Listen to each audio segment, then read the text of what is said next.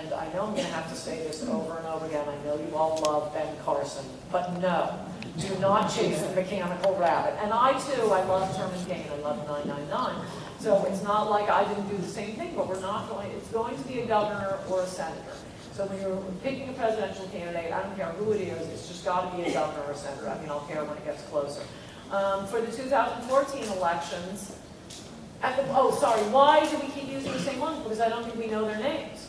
And I've raised it in this book, and I promise you, I'm getting their names. The ones who ran Linda McMahon twice in Connecticut, ran John Racy like 6 times in West Virginia. You can't figure it out the first 2 times, twice for the United States Senate. And, you know, I sort of hate bringing this up because the candidates themselves, I mean, God bless them, they spend a lot of their own money and they're good Republicans, but they were lied to by their campaign consultants who told them they had a shot. They did not. They did not. And that Bevin in Kentucky doesn't have a shot. And the Manus guy running in Louisiana doesn't have a shot. So all I can do is alert true patriotic Americans who care about their country, don't fall for this. I think a lot of these Tea Party groups are George Soros fronts. Well, the whole consultant class is a problem, and it's a little inside baseball. But Pat Goodell's been on the tear about this as well. Is because they have no concept of Japanese sepulchre. They never fall on their sword. The guys that lose campaigns, like Mike Murphy, for example, keeps going on, and he gets hired for the next campaign. Right. Because they make money whether the candidate wins or loses. Yes. But how are we going to get those people out and bring some new blood? We have to know their names. We have to know to look for it, and that's the reason I talk about Linda McMahon and John Racy in Connecticut and West Virginia so much is that you're right, it's inside baseball, it sounds really boring, people's eyes glaze over, but the reason I focus on those 2 Senate races is we definitely could have won 2 of those Senate seats in West Virginia. We definitely would have won at least 1 of them in Connecticut. That means there's no Obamacare. It makes a difference. Okay? Hi, my name is... The only good part of it is illustrates every group I attack in chapter 1 of this book, Killing Republican Candidates. Ken Cuccinelli is articulate, he's bright, he's good looking, he could have been the future of the Republican Party if he'd won. Maybe we could have run him in 2 years.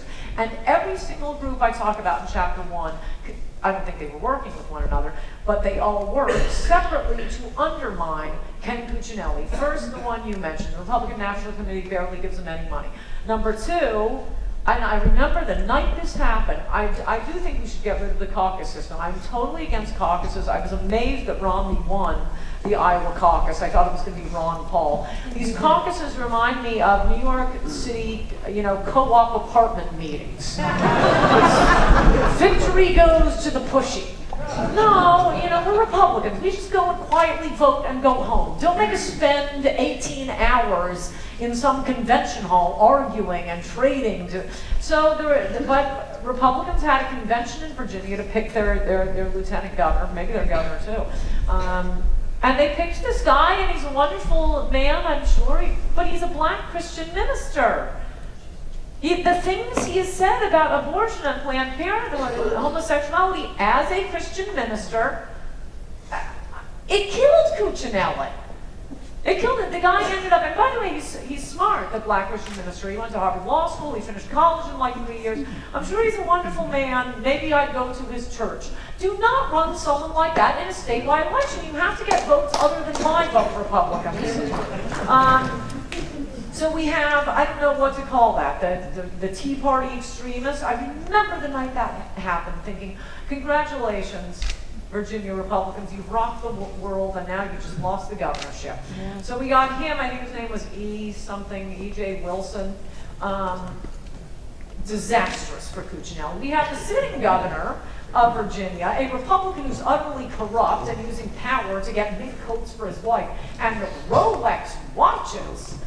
This is like a Republican Bob Torricelli. Oh, it's so tacky. Who else? I think we could, Christie could have spread the wealth around and showed up for one day in Virginia. One day. And the fake libertarian candidate running. Purist libertarian. Oh, give me a break. Anybody who runs a third-party candidate, whether it's libertarian or some, fake conservative Tea Party thing, you're helping the Democrat win the election.